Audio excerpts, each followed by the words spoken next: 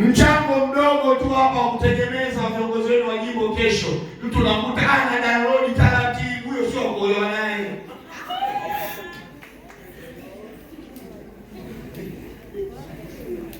Yaani wewe unaona msala mapema kabisa, unaenda kwenye huo msala. Amina. Leo tunataka hapa tumalizie mchango. Ilibaki laki moja na 50,000. Na leo tunamaliza hiyo show hapa. Show ya kibabe. Sema amina. Sasa hapo mabinti na vijana ndio muangalie nani analeta, ndio yule anafaa kuolewa naye. Amina.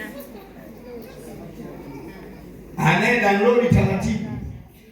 Achana. Pende ya kupenda ya sio kupenda. Kama ampendi Yesu anakupenda wewe na hivyo ulivyo. Sema amina.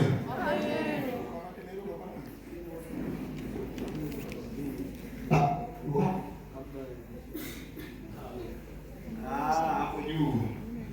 Jana hivi tukupita hapo. Niliona kama tukimbie tena mbele. Sawa. Ngoja basi kijana hapa amenikumbusha. Naona somo nzuri. Ukiona mpaka watu wanafuatilia yani wanakukumbusha mwalimu. Unajua somo? Yaani haoni muda, yeye anaona tupite. Ndio moja. Kuna kipengele hapo nikasema hivi. Sio hapo tukasema hivi. Mungu akisha kujibu uchumba lazima upate kibali cha mchungaji na binti. Yaani sio wewe umeomba. Eti Mungu kajibu. Alafu mbaki mwenyewe unaanza kuitangaza mtaani. Tayari nimeshajibiwa. Unamuoa Lecho. Mchungaji wako hajui, binti mwenyewe Lecho hajui, umekuwa Msukuma. Tunakumbuka na Sukuma jamii ya ufugaji wao. Wale unaolewa bila wewe kuelewa. Unakuta msikio nyumbani anachinja mbuzi. Yaani ulikuwa unapokea mahali kwa nini hapo? Hawapokei nyumbani unapokea mbuzi. Kwa hiyo lazima uchumba wako upate kibali na mchungaji wako. Na hapo niwafungue leo, niwasanue wadada. Ukiona kijana anaogopa kupeleka ripoti zake za kuhusu mahusiano yako kwa mchungaji wako, ujue hilo tikiti maji.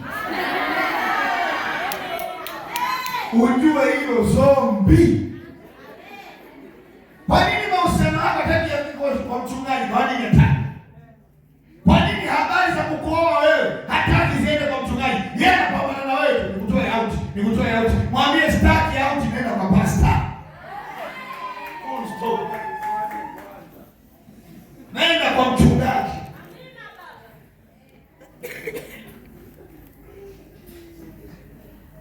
Msitete tamaduni zako za Amerika. Sinusiuzio mbuzi wenye gunia ushikwe na urejee. Toka ile biti. Kanaka makanisa huko. Nasema hivi, biashara ya kutuambia au kumwambia binti siwezi kuuziwa mbuzi kwenye gunia, utoke, ushindwe na ulegee kwa jina la Yesu Kristo aliye hai. Amina. Kwanza wewe hata katika akili ya kawaida, wewe unaweza kumjua huyu binti kwa siku moja siku mbili. Unaweza kumjua. Unafahamu wewe asili alizokuwa nazo. Unajua kwa moyo tukashangaza mpaka nimefua nywele. Unaelewa hizo kanisa.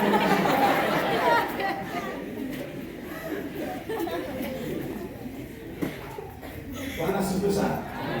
Yale yote ni mambo ya kishetani. Na mimi zamu yangu Yesu aliyonipa siko tayari kuruhusu mambo ya kishetani. Nataka Roho Bwana atawale. Nataka mapenzi ya Kristo yasimame. Amen. Na nataka nikwambie Uislamu hivi. Kila jambo lina madhara.